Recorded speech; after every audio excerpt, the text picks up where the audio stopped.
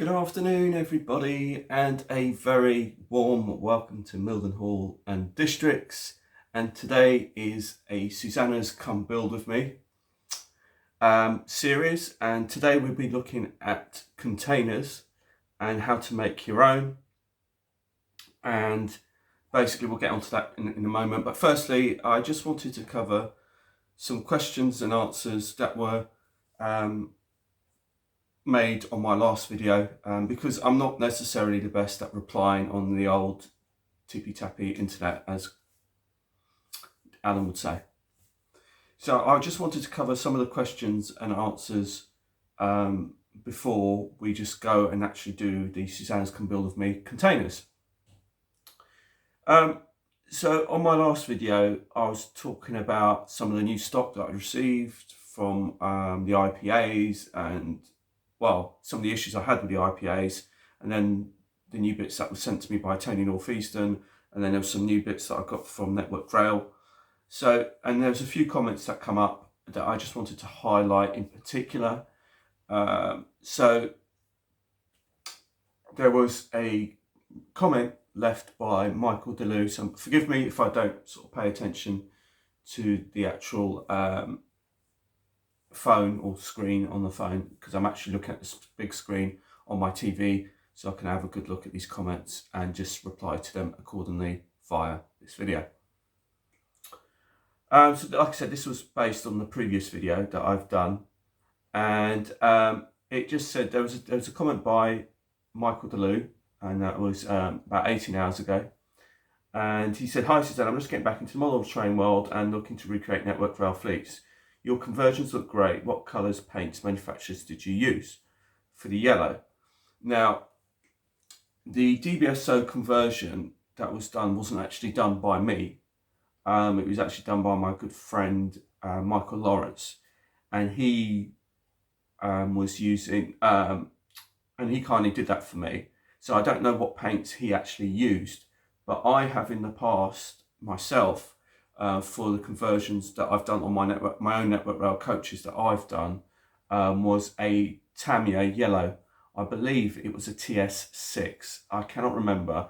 There was a video that I did a long time ago over at Beringer where I did actually do a repaint on these Lima coaches originally when I did them, and I actually did go through the paints that I used, and I believe it was a yellow Tamiya. It was definitely a yellow Tamiya, but it's the code I'm not 100% sure of. I think it might have been a TS6.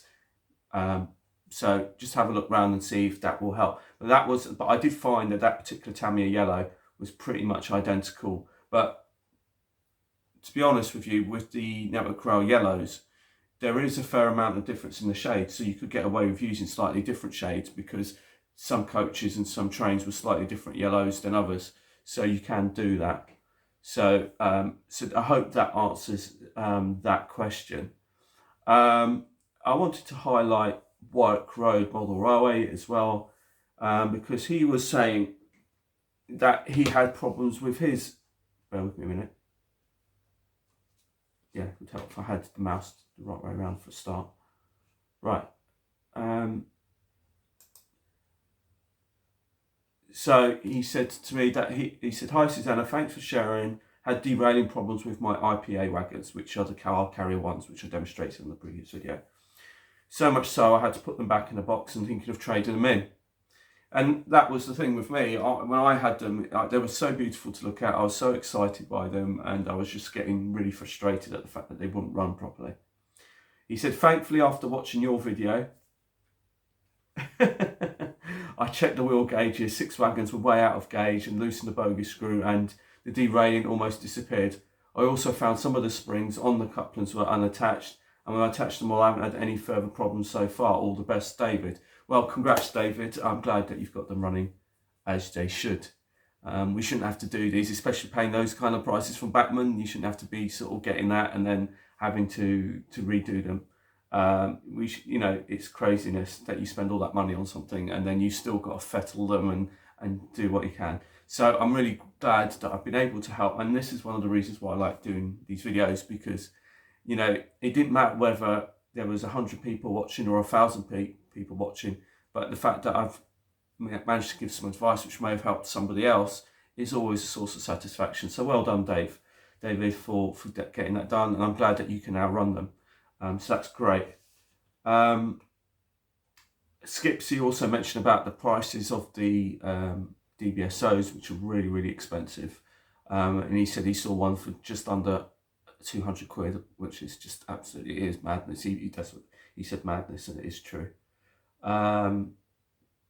Right, Tom McInnes, he commented, and he said, amazing video. Where did you trade your unwanted stock to? Right, okay, so I can tell you where I traded my unwanted stock to, but it might not apply to a lot of you guys, because ultimately it depends on where you live in the country. And so basically, you know, you'll have to go to your local model shop and see if they will take it in. But I know that my own local model shop, Paul, he's a self-run business, so he doesn't have time to deal with second-hand stock, so he doesn't actually take second-hand stock in. And when I say Paul, I mean the Auto Model Centre. However, there is a guy who called Terry, and he's a really nice man, and I take my stuff to him. He's a company called Hampshire Models. He's on the internet. He's based in Basingstoke, and he does take in second-hand stuff. And that's generally where I go to take all my second-hand stuff. But like I said, I think Rails of Sheffield, that is, and Hattons, I believe, they do so as well. So I guess you have to contact them, but I'm not exactly sure what the procedure is in terms of how you go about doing it and how they go about checking it and what sort of prices they'll give you. I tend to go to Terry because, to be honest with you, at Hampshire Models, and the reason why, I think I've said this before, the reason why I do go to him for any unwanted stock is purely because he'll take a certain percentage off, as most people do when you take in trade-in stuff. So they never give you as much as you'd like, and it's always best that if you do trade stuff in, that you do actually trade it in for stock rather than cash. If you trade it in for cash, they give you next to nothing, and so it's not really worth doing that. So I never do that. I always trade it in for something else because you'll always get better value. But the thing being is just that if you sell it for eBay or any other auction site for that matter, I've had problems. I've personally had problems selling model railway stuff on eBay, which is I just won't do it anymore, because you have the hassle of. The thing is with eBay is that it doesn't matter what it is. It doesn't even have to be model railway stuff. Is that you pay to get your item listed, and then you've got to wait for it to get sold, and then you might not necessarily get the money that you were asking for, and then on top of that, you're paying for eBay fees and all the other fees associated with that. So you're going to lose that anyway, and then you've got to go through the hassle of packing it and take it to the post office, and then and that post office fee, that charge that you charge the person on the other side, again, eBay will take money off of that. So you don't actually get that money that you've charged, that full amount that you've charged for the postage. And then people complain and say that it's too expensive, the postage, because you're just trying to recoup some of that money. And then you've got to wait a week, maybe 2 weeks, and hopefully, fingers crossed, you know, you sold it and it's fine. But then you get somebody who turns around and starts trying to be really funny or trying to pull a scam or a fast one, which I've had in the past, and then you end up losing out in terms of your money, and then you end up receiving a broken item which you never sent out broken in the first place. So when I sort of look at it in a bigger picture, it's easier for me to take it to somebody like Terry at Hampshire Models, and I'll say to Terry, here you go, what do you think? He'll give me a price. If I don't like it, I'll just walk out the store. It's not a problem. I'll just keep it. And if I do, then it's his issue. You know, I don't have to worry about somebody in a week's time or 2 weeks' time then sort of saying, look, there's something wrong with this or something wrong with that. So that's why, you know, the bigger picture, I would rather take it to a second-hand store. And like I said, it all depends where you live in the country and whether your local model shop is prepared to take in second-hand stock. But if you are in the south, in and around the Guildford, sort of Alton, Basingstoke area, then you can take it to Terry over at Hampshire Models. Let me see if there's anyone else who has, and I just before, if I don't mention you, please don't take it that I'm not grateful for your taking the time to comment, because I'm always grateful for people who comment. I just wanted to highlight some of the comments that I felt that needed addressing. So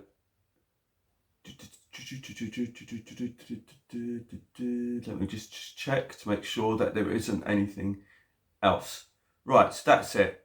So yeah, so that's mainly the points that I wanted to kind of bring out from the last video and answer from the last video. And like I said, thank you to all those who have taken the time to respond to my last video, and my apologies for taking so long to reply.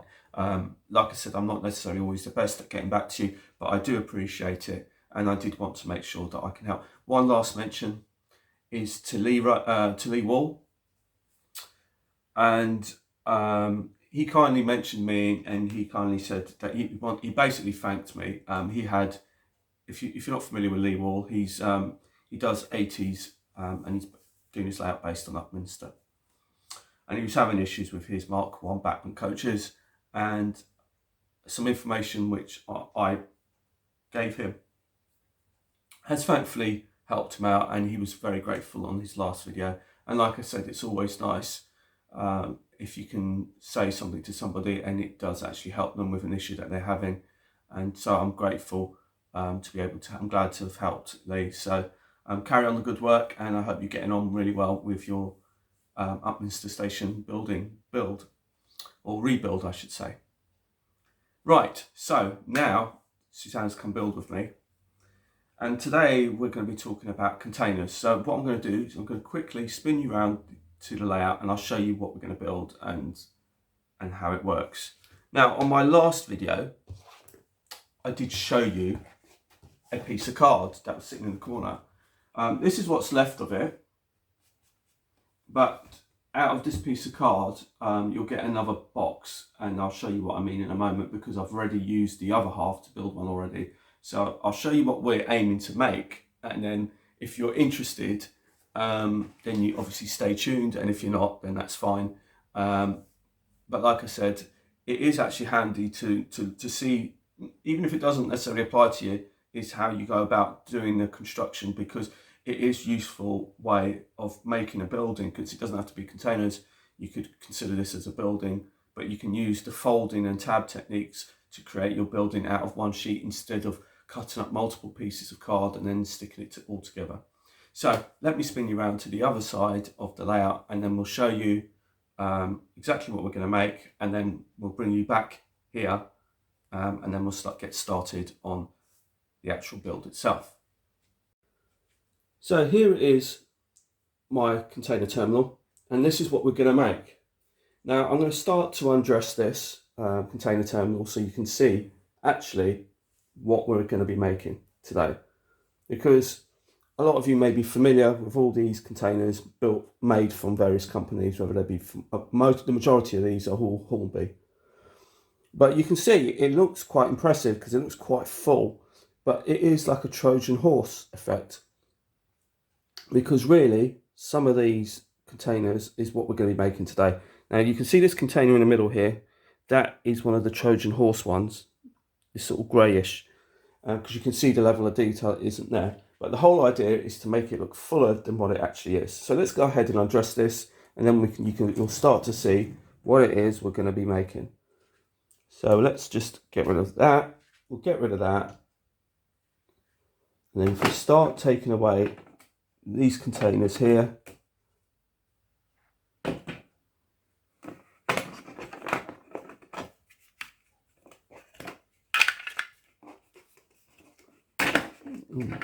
gosh.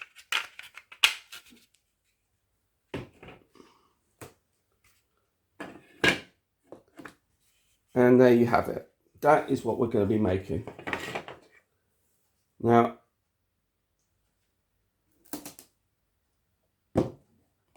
So this is like a Trojan horse container effect. And as you can see, it's pretty cool.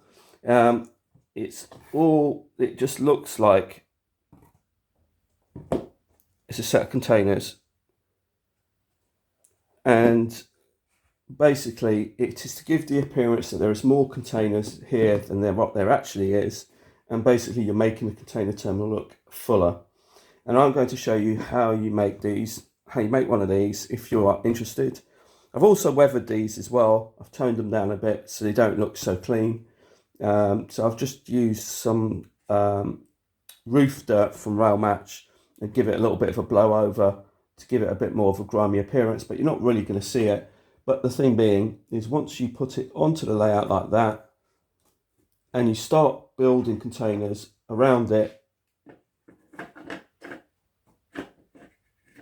it does give the illusion that there are more containers here than there actually is. And you start adding them all up and you're just looking at it going, yeah, you can't really tell, can you? You know, so it's just, I think it looks quite cool. Now, one of the other things is that I'm going to tell you about is, I suppose it doesn't have to be exact, does it? I'll just put it. So the height is determined by this reach stacker here. So that's why basically the height is 4 containers high, because that is as far as this reach stacker will reach, which I think is a sensible option. So generally speaking, I mean, this is the actual Trojan horse is actually just 2 containers high, but I could have probably gone for a 3rd container high and then just loaded some containers on the top. But like I said, you can mix and match it, but when you look at it like this, it does look like it is much fuller. So if I just show you that, there you go, you can see that the reach stacker is almost at its limit at 4 containers high. And when you do it like that, there you go, all of a sudden it looks like there's loads of containers here, when in fact it's just like a Trojan horse effect. So you've got the kind of less detailed ones just packing it out in the middle, and when you look at it from the ends, let's have a look at it from the end, it doesn't look too offensive. You don't really notice here. Now if we go to this one, you can see this is where I'm going to make the second box. So the second box is going to go here in the middle, and if I just remove these, hopefully you can see the outlines that I've penciled in or drawn in before. Let me see if I can zoom you in a bit. I've painted it in white before, and hopefully you can see that it's marked out already. So basically the containers will sit into these marked bays, which is very helpful for me because that meant that I already had the measurements already. So I took a measurement from here to work out how many I needed. And I also took one of these 40-foot containers to the bench just to double check that these were the right length. And then basically, I then wanted to basically build a box to fill in these 2 center sections here, this bay and this bay, and then put the good containers on either side. So it doesn't matter whether you're looking, whether the cam truck, say for example, running around the layout, if it's coming from that side, if it picks anything up from the container terminal, it's not going to be seeing the Trojan horse kind of containers. You've got these nice containers on this side, but you've also got some sitting on the far side, like so. And then in the middle, you'll have your, let's just do it like that, so you can see. So you have it, like I said, on either side, and then in the middle you'd have your Trojan horse just to be fit up and fill it out. Because my plan is when I go to Gets, is to go to the C-Rail stand if they are there, and to get another load of containers to really pack this out on both sides and finally get this container terminal fuller than what it was before, because it was always looking a bit flaky before. And any additional containers can be also used to fill up my train. which is currently sitting here. So now we're going to spin you around and take you back to the bench. So hello and welcome back. So now we're back at the bench. Now, what I did do is when I made that box there, I actually transferred the template over to this piece. This has meant that it saves me a lot of time having to remeasure everything. So let's just go through the plan.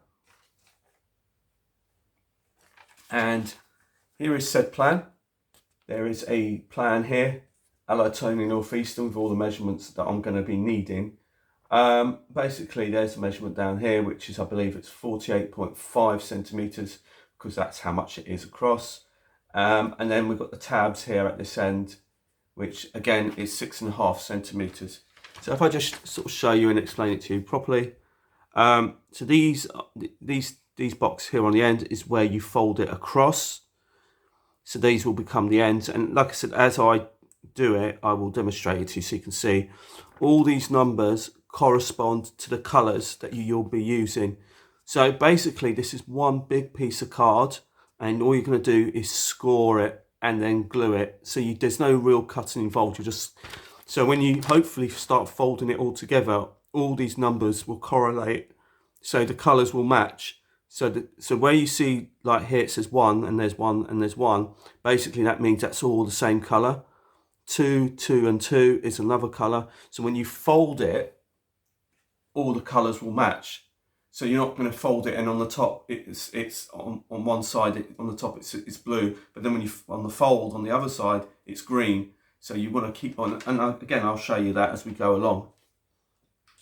So I'm not sure how well this is coming out, but hopefully it is.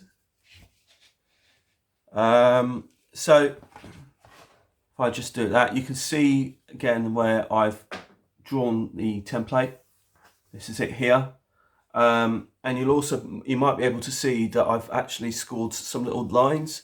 So these are all the lines that I need to draw across. So we've got the containers mapped out onto this piece of card.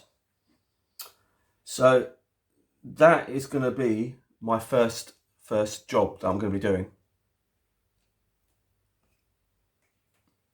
So I'm just going to be scoring along the lines that I've drawn, and then you'll see how it develops, and it'll all start to become clear as Now I'm doing it in black, which is very important that you use black pen if you've got one. I guess it doesn't matter if it's blue, but it just seems to look better if you're going to do it in black. And then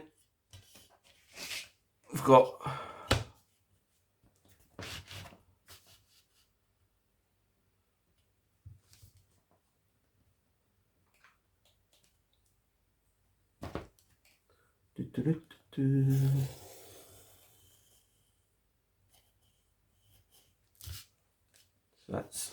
that's the tab, and I'll explain that to you again once it's all mapped out. I'm just following the lines that I've already marked out.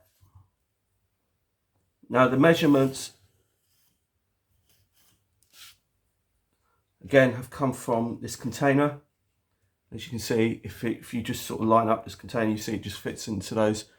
So that's what I was using to make sure it's marked out properly. And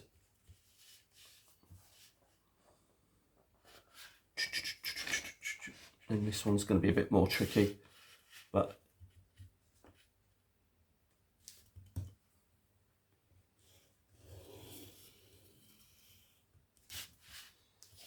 and then we've got that one.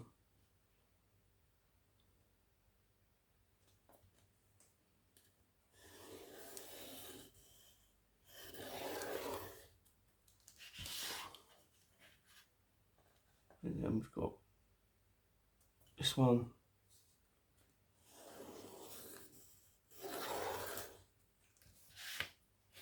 And then we've got one more here as well.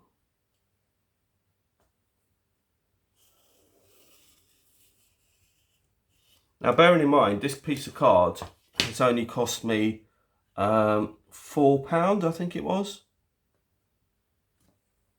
And it's enabled me to do all these containers and fill up my container base on the cheap. And then all I'm doing is then packing out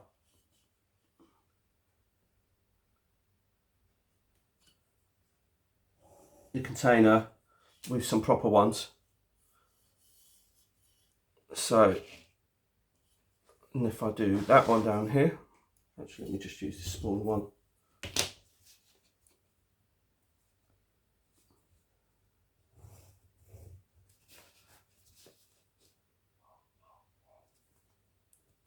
And then you've got that one there.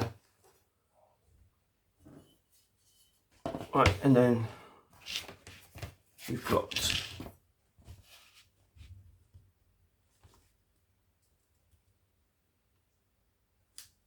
it's not quite long enough, the rule.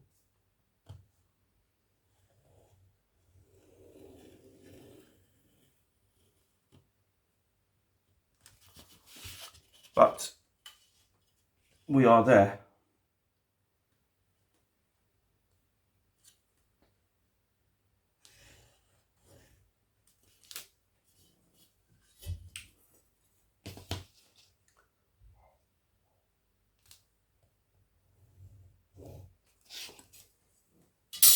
Okie dokie. Right, so we now have a plan and we now have a map. And as you can see, I've now mapped out this container according to the map on the little sheet of paper that I've just made. So basically these bits here, these squares on the end, are the ends which you fold round, and then basically you fold this bottom bit down, this will be the top, and then you fold this one down, and then this one goes underneath. And then what you've got here is this smaller little sliver down the bottom is the tab, and there's another tab here, and then there's another tab on the end. And what this does is it enables you to fold it in on itself, so you can use these tabs. This is where you glue it all together, so you don't actually do any cutting. The only cutting I'll be doing is to cut out the excess card that's here, and then what I'll do then is then score the lines so you can fold it around. So my next job is to basically start cutting out the shape. So I won't bore you to tears with all of that, but like I said, I use the scalpel and I will use my rules, and basically we're going to cut out the shape here, and then after I will come back to you. So as you can see, I've now cut this all out. It's all ready to go. And that's how it all looks currently. And as you can see, where it's curved at the top, that's where the tab is. And there's tabs on that end. There's a tab there. And the reason why you cut the ends off is when you fold them in on themselves so they can fold into themselves properly. And now we refer back to our plan. Which looks like that, but in fact it's actually the wrong way. It actually should be that way around, and you can see now that it looks like that. So this is one sheet of card. There's been no cutting apart from removing the excess card, so all of this will then be scored and basically folded in on itself to create the block. But now what I need to do is start painting, and that's the fun bit. And like I said, here is the painting plan. Just as long as you follow the colours, so in that order, then when you fold it all on itself, it should all match, she says. I did do it on the first one, so I've replicated it from the first one. I kept it all from the first one. A word on the paints. I'm just using acrylic Vallejo paints. It really doesn't matter which paints you use, in which order you use them. I've just got a random selection of paints which I just happen to have here, and basically it's what's available and what's enough to do the job. So it really doesn't matter what colours you use. It's just the more colours you use, the better it is, because it gives them more of a variety of containers on the layout. And I think when you go to any container terminal, you'll see all the various companies, all the various colours. So it really doesn't matter which colours you kind of use. I try and go for some more muted colours as well.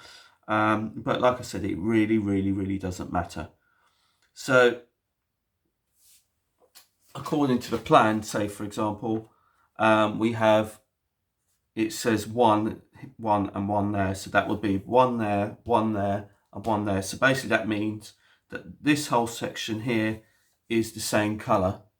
And basically, like I said, I'll demonstrate to you when the colours start coming onto the cards. You'll see what I mean, because then it will really start to come to life.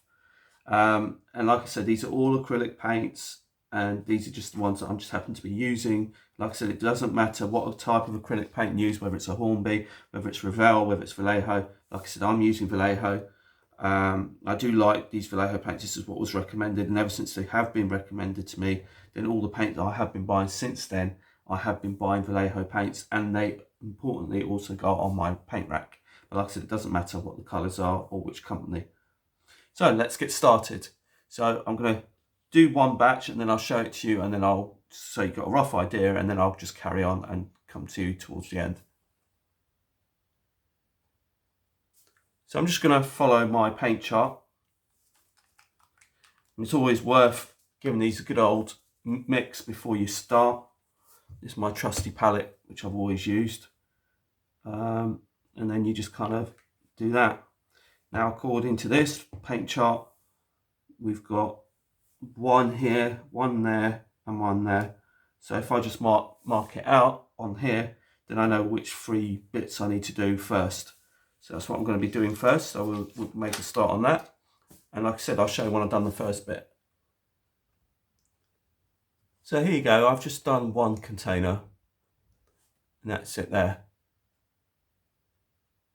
And then when you fold it in on itself, you won't see it.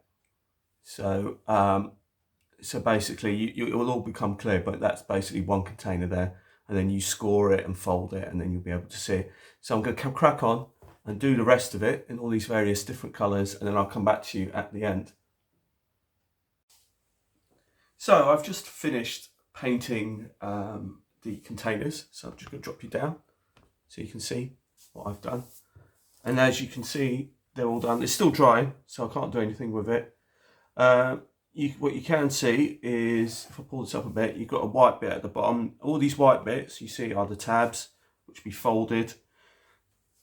You can see the various colours of the containers, which is really nice. All these different colours. Like I said, it's completely random colours. It doesn't matter what colours you use. They're all acrylic. It doesn't matter in which order you put them in. What the hardest thing about this, and what the most important thing about doing anything like this, is to get the sequence right. So when you fold it all together, all the containers and colours for the match up together as you fold them round. So this, once this is folded up, for example, this pink at the top here will marry up with the pink on the bottom. And then when you fold this corner in, all of these corners, all these colours on this corner should marry up and correlate with all these that are here, with all these colours on this side, and it's the same on the other side. So when you come, so now there's all it is, it's all about scoring it and gluing it all together, and it's then virtually painted up already. Like I said, there will be some additional painting required, because on the score lines you will see, once you fold it over, you will see some white lines, and I'll quickly demonstrate that to you. And then all you've got to do is just fill in those white lines with the appropriate colours to blend it all in.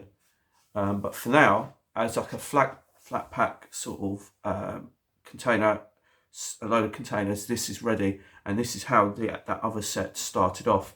The colours were probably slightly different and slightly in the wrong order, different order, and I've used some different colours, but it doesn't really matter. The colours, like I said, don't matter. What matters is the sequence in which you put it all together. So when you fold it around, they all match up. So when you next join me, you'll see me scoring this. At the moment, this is still a bit wet, so I'm just going to let this go off a bit more, and then, like I said, I'll come back to you when I'm ready to start scoring and folding, so you can then have a rough idea of how it's actually going to look.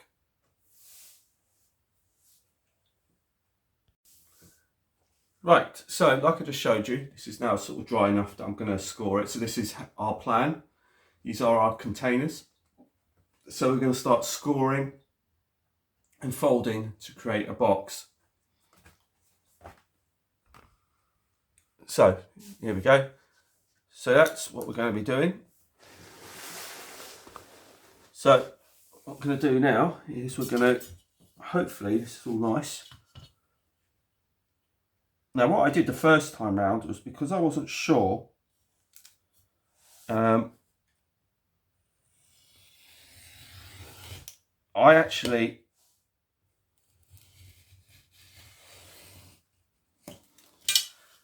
first time round I actually just scored it first because I wanted to keep checking the colours to make sure that the colours were right. So that's what I did the first time round.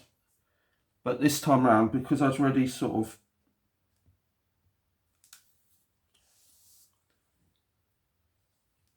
done the colours, I already done the plan for the colours, I went ahead and did it. So the next thing to do, so let's just see how this works. So you're just gonna bend it, so all I've done is just scored it.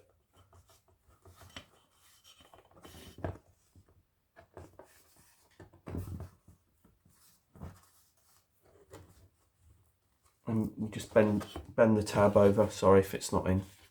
Yeah, I'm trying to see if I can get it in view for you. Right, so that's that bit done. Now let's see if this one's scored all right. Oh look, there you go. That one's.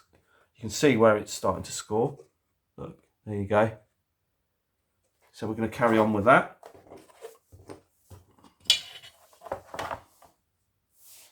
I'm going to do it from this side because I'm not so sure about the blue.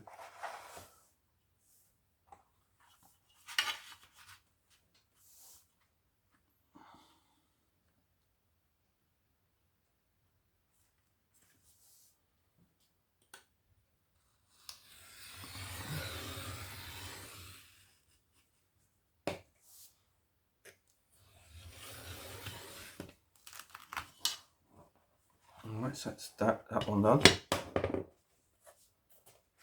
Again, just bend it over. There you go. And as you can see, it's starting to take shape.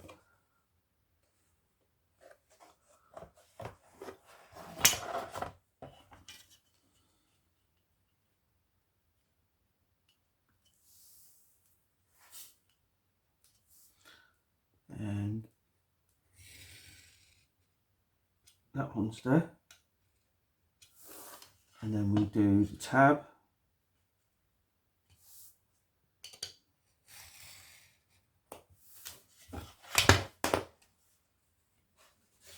And that's the tab. Yep, that's good.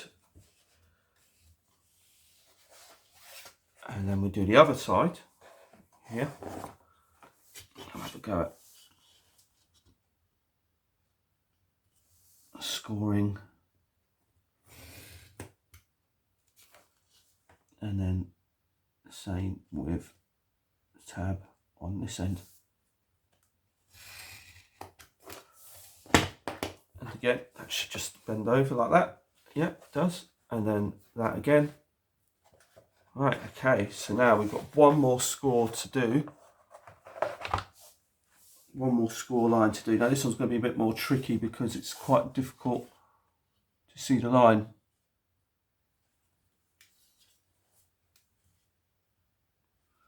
And there it is.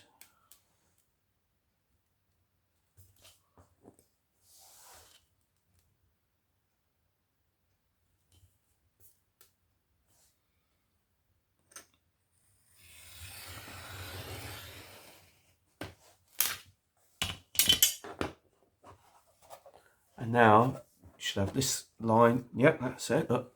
So now look. So now this one piece of card that was flat and straight, we're now being able to make it into a container block. So we just fold that over. That's the tab there, and that's where you're going to be gluing it. And you can start to see now the importance of having the container plan with the colours, because as you can see, the colours are matching up as they're getting joined together. And you can see there, that's the colours are joining up together, those colours are joining up together. So, and then when you turn it around, as you turn it around, all the colours are matching together as they should do.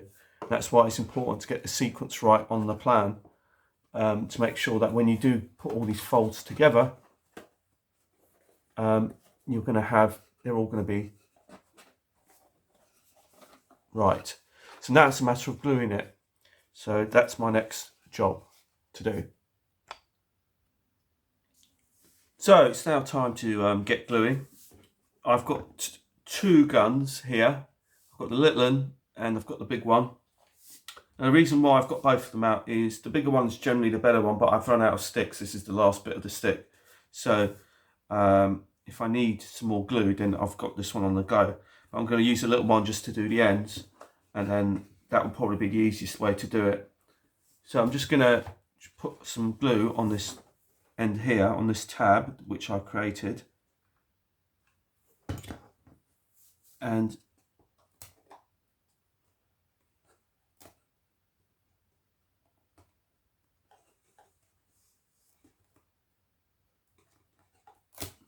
the nice thing about glue guns is they set instantly. That's why I love them. And you don't have to go messing around waiting for it to go off and all the rest of it. And as you can see, it's already taken already. We'll do the same on the other side. It doesn't need anything inside to sort of stop it from warping or anything, because there isn't going to be any weight onto this. I mean, if you put a couple of containers up on it, it's not going to bend down because it isn't that, like I said, it's pretty rigid. So now I'll do the other side.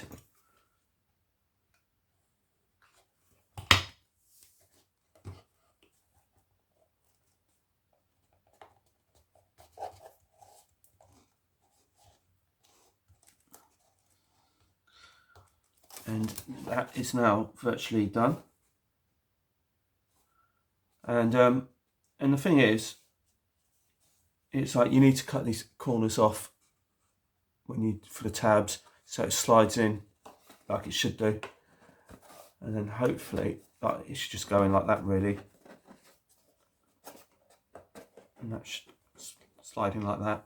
And then you just press it in. So let me just make sure that that is nicely folded so it doesn't try and push it out.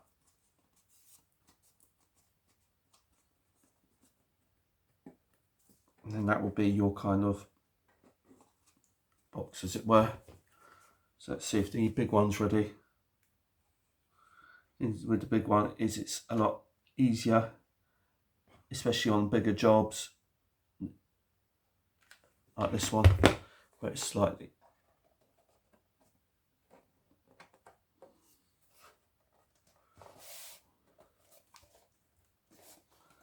this end's gone in nicely, but this end,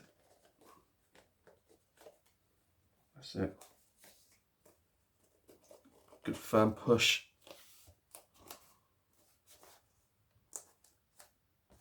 And that is it.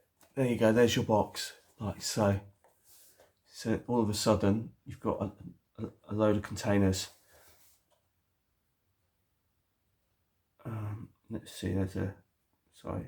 Thing is about with these, using the glue gun, you always get these little sort of strings that come on, so you have to be careful to take them off.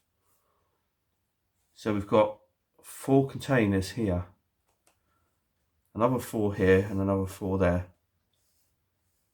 So, you know, there's 12 containers here that I've just made. And that just like that, and that just fills up the container terminal nicely.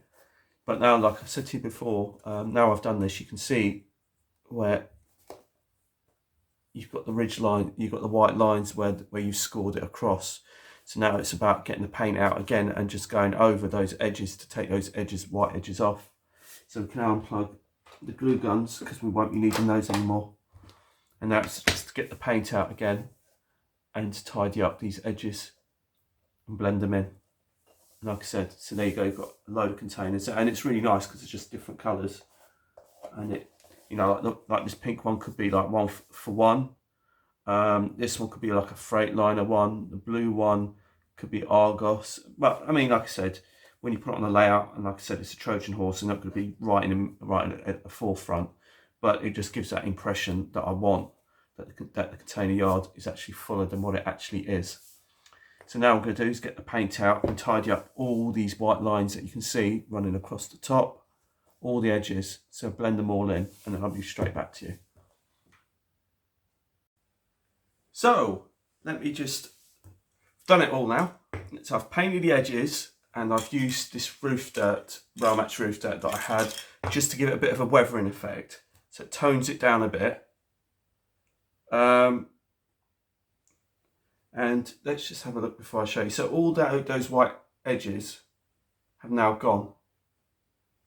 So all the edges have now gone that were there. And you can see that I've gone over with a roof dirt on a bit on it, just to sort of take this sort of shine, the new paint shine off of it. So it just gives it a bit of a weathered look. So the only thing that's really left to do is to put it onto the layout to actually physically show you how it now looks. So there's actually 12 containers that I've got here in this kind of, and you can see how by using the container plan, that the sequence of colours all married up together when it was all folded up. So that's the most important thing. It doesn't matter the colours you use. It doesn't matter whether it's acrylic or oil-based paints, but it's just a case of just making sure that your container plan is right in terms of the colours and the numbers. So it's like I said, I'll show it to you again. So that was the container plan, so you can see all the numbers, and basically wherever there's duplicate numbers, like I said, there's a 1 there and a 1 there and 1 there, that's all one colour. And then there's a 3 here, a 3 and a 3, that's another colour.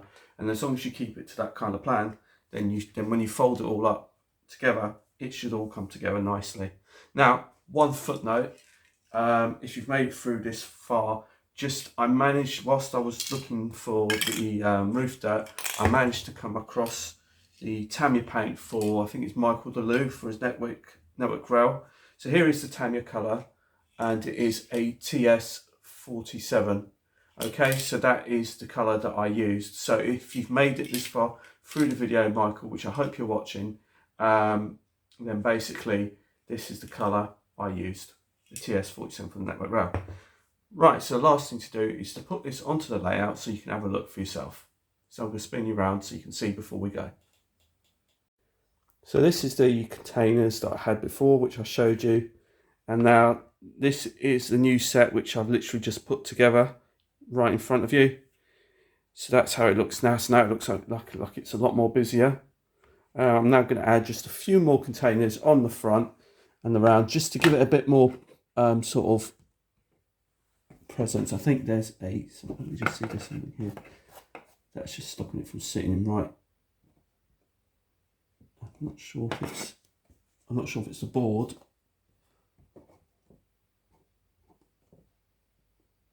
No, that seems to sit proper now. I should point out these are containers based on 40-foot containers. The ones that I've got over here on this corner, the reason why they're in their corner is that those ones are 45-foot containers, so they're just slightly longer. So here we go. We've got some containers here.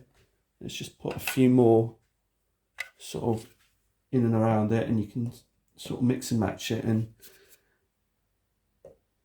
again, you could sort of almost say that this one below is another CGM one, and then you can just sort of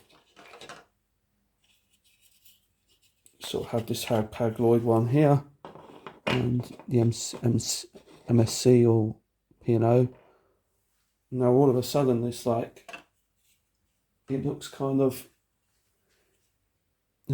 cool, doesn't it? It looks pretty full.